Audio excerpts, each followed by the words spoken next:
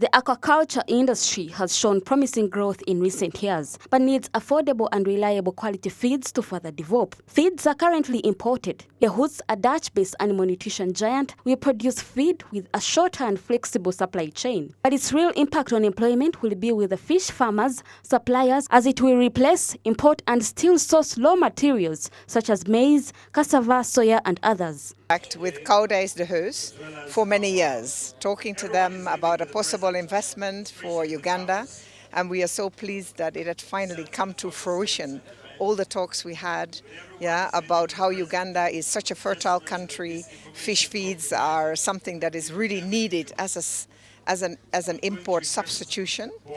Then secondly, what Koudijs the Heus can bring with this factory is enormous opportunities for our women and youth, because they are going to have to grow tons and tons of soya. And I think those ones who have land now, I could only recommend that they would invest in growing soya, as this factory needs a lot of soya. And why we are probably chosen over some of our neighboring countries is because Uganda has an excellent climate. The general manager of the Heus Uganda stated that the Heus will build on Koudijs' reputation for consistent high-quality feed. Soon, with local feed production, the business case for fish farmers should improve significantly. Because there's more and more mouths to feed, so we decided to build an Aquafeed plant here in Njeru to feed the aquaculture industry around Lake Victoria.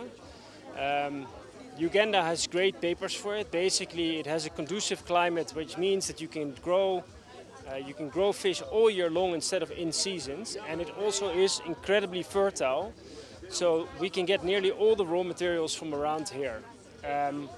We will bring state-of-the-art technology, we will bring our expertise and experience from our global experience, and we will bring Dutch innovation. He further adds that the factory will cost $10 to $20 million approximately, and they hope for government to provide incentives to support the development.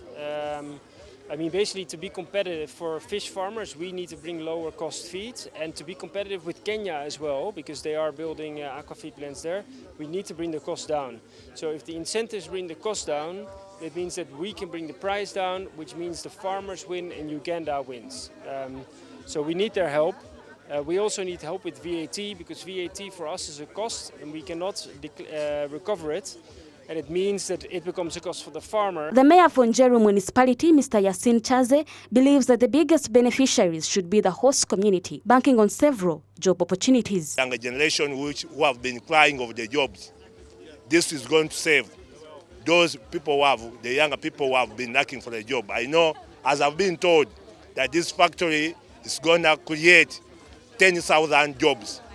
I know very well the first beneficiaries will be the people of Njeru municipality. From an interaction with a fish farmer, the factory is expected to be a relief, as they have been spending approximately $1,000 on importation of aquafeeds that even take long. Thus, there is expression of hope for aquaculture beyond Lake Victoria, as the investors strive to make this a model farm. Having a lot of challenges as fish farmers without having enough feed and good quality feed, that led us to importation of the feed. Currently, since the company started, it started in 2006, and since then it has been a very big challenge for Sunfish Farm to access good feed for our fish. We've been importing our feeds from across the world. One of the countries that we've been importing the feed from is Brazil, and then Koudijs, and then the other ones we've been getting it from Mauritius.